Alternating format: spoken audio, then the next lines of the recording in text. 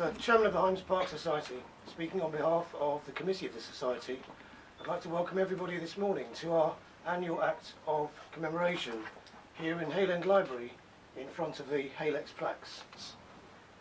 This year, Pat Hills and Debbie Canu have researched all of the names on the plaques, the First World War plaques, and we've put together an exhibition to honour all of these men. About 2 years ago, Debbie Canu and I, both having an interest in family history and World War I, thought we could combine the two and research all the men on the plaques. The Highams Park Memorial Society details their military lives, but we wanted to detail their lives before they were called up to war. They were, after all, somebody's son, brother, uncle, even dad, and each had a story to tell. Looking at 3 names from the plaques, we can see the Dafflon family, who have been associated with Highams Park for over 100 years, surely the oldest name still living here. Private Alfred Lewis, who completed his training no less in the Tower of London. The Sorrell family, who ran many businesses before, during and after World War I, including the fishmongers, the greengrocers and a removal company. They sent 6 sons off to war, but only 3 came home. The base of the memorial reads, "Their name liveth forevermore," and we hope in some small way we have helped to do just that. Have you news of my boy Jack? Not this tide. When do you think that he'll come back? Not with this wind blowing and this tide. Has anyone else had word of him? Not this tide. For what is sunk will hardly swim, not with this wind blowing and this tide. Oh dear, what comfort can I find? None this tide, nor any tide, except he did not shame his kind, not even with that wind blowing and that tide. Then hold your head up all the more, this tide and every tide, because he was the son you bore and gave to that wind blowing and that tide. This year events have been held countrywide, as 2000 marks a significant period of time, 100 years since the start of World War I. These men on the plaques lived in the farthest corner of southwest Essex. It is incredible to think that so many of the men died in places so far away. If I should die, think only this of me, that there's some corner of a foreign field that is for ever England. There shall be in that rich earth a richer dust concealed, a dust whom England bore, shaped, made aware, gave once her flowers to love, her ways to roam, a body of England's breathing English air, washed by the rivers, blessed by the suns of home.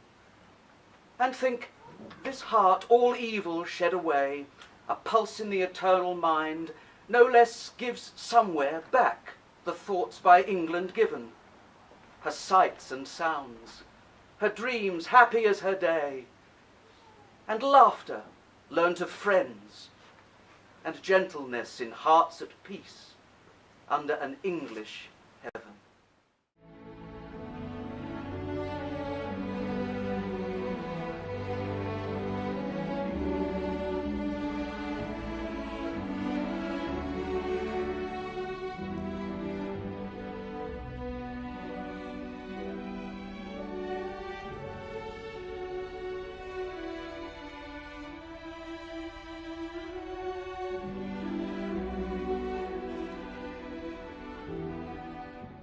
Private James Tate, from the 10th Battalion East Yorkshire Regiment.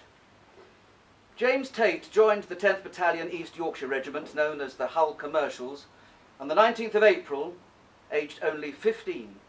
Clearly there was no need to show a birth certificate before joining up. Probably inspired by the general belief that the war wouldn't last long and carried along in a tide of patriotism, he had no concern that he was underage. Like many others at the time, he was keen to take a crack at the Germans, so he enlisted with his stepbrother Frank.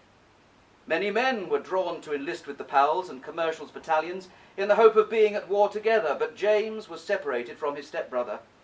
Unlike Frank, he survived action on the Western Front. James was born in Newcastle in 1899, son of a tobacconist turned travelling inspector. When his father died, James's mother remarried. He left school aged 14 to work for a wholesale tobacconist before he took a job as a stock clerk with a firm of ship chandlers. The opportunity to go to war may well have seemed like an adventure, and Tate's diary has a formal but romantic tone. After 6 months at a depot at Hornsey and Pocklington, Tate spent 9 weeks in Egypt before he was transferred to the Western Front. He was excited by the prospect of visiting foreign lands and described the atmosphere on board the troop ship. December the 11th, 1915, dawn of a glorious day, sea calm and a few fleecy clouds relieve the monotony of the deep blue sky. I am from today to be a permanent mess orderly during the voyage. The band plays for the first time on board and everyone is enjoying the journey now. We sit up on deck as late as possible as it is a most delightful starlit evening. Singing is taken up in general. Obviously unprepared for what he was about to experience, he displayed the same energy and clarity of thought as he described conditions in the trenches and remained true to his word, always optimistic. Still raining, troops in very bad condition. We are covered from head to foot in mud. As a rest, we spend 3 hours in the dugout, which is a delightful treat. They shall not grow old as we that were left to grow old. Age shall not weary them, or the years condemn. At the going down of the sun, and in the morning, we will remember them. We will.